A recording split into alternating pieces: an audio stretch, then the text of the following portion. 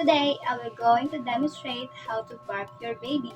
Burping is a process of releasing gas from digestive tracts through mouth. It is essential how to know how to burp your child to avoid any digestion issues. Babies burp because they swallow air bubbles while feeding. The best time to burp your baby is immediately after feeding, and especially for the 6 months where the baby can sit up and until burp himself. And now, I will going to demonstrate the two best positions on how to burp your baby.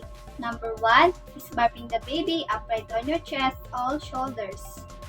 But first, we need to sanitize our hands.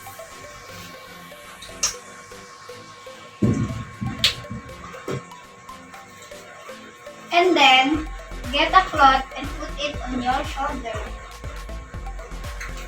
Then sit upright and hold the baby against your arms, resting her chin on your shoulder. And gently tap or rub her back until the baby burps.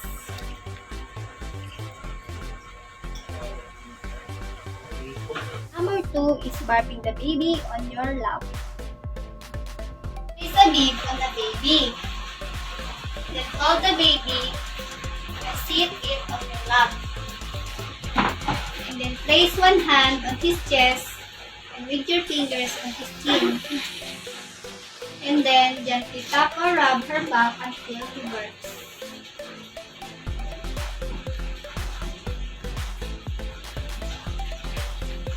And now, I will give you an extra tips on how to burp your baby. Number 1 is observe and identify when the baby is gassy and needs to be burped. 2. You should track the number of times your baby needs to be burped.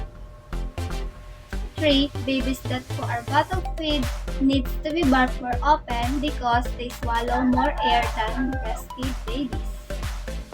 Number 4. Gently rubbing the baby's back when burping helps. 5. You should not force your baby to burp if he seems so comfortable. 6. If your baby does not burp after trying few times, then try different techniques.